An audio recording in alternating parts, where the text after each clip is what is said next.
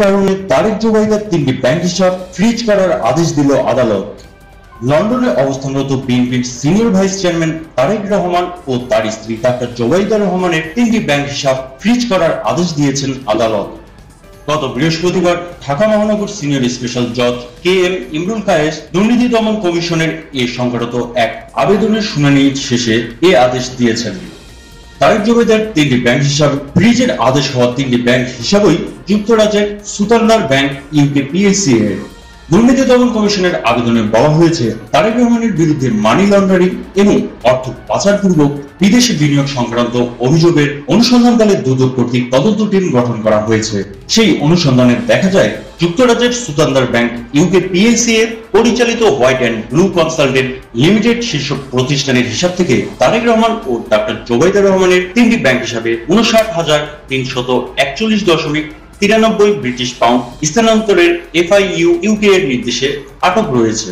ওই অর্থ তারেক জোবাইদা অন্যত্র হস্তান্তর বা রূপান্তর করার চেষ্টা করছিলেন। তাই বর্ণিত অর্থের বিষয়ে এক্ষুনি কোন রকম ব্যবস্থা গ্রহণ না করা হলে তা বেহাত হয়ে যাওয়ার সম্ভাবনা রয়েছে এবং মানি লন্ডারিং প্রতিরোধ আইনের 17 ধারা মতে রাষ্ট্রের অনুকূলে বাজেয়াপ্ত করা সম্ভব হবে না বিধায় রাষ্ট্র ক্ষতিগ্রস্ত হবে। তাই মানি লন্ডারিং প্রতিরোধ আইনের 14 ধারা মতে এই ব্যাংক অ্যাকাউন্টগুলি দ্রুত অবরুদ্ধ করা একান্ত প্রয়োজন।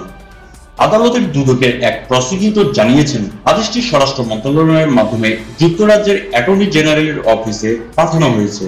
সেখানে অ্যাটর্নি জেনারেল অফিস সংশ্লিষ্ট ব্যাংকে পাঠিয়ে আদেশ কার্যকর করবেন।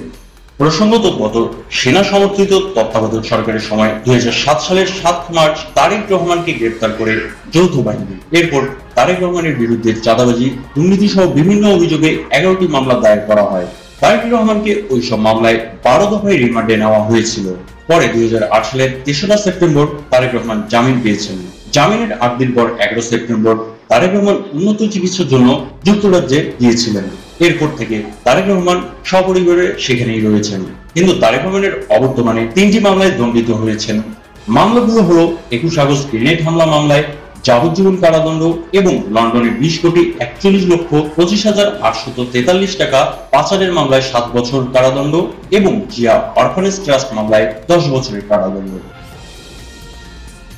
সুপ্রিয় দর্শক শ্রোতা, বাংলাদেশের রাজনীতি সহ ট্রেন্ডিং এবং এক্সক্লুসিভ নিউজ পেতে আমাদের চ্যানেলটি সাবস্ক্রাইব করে সাথেই থাকুন।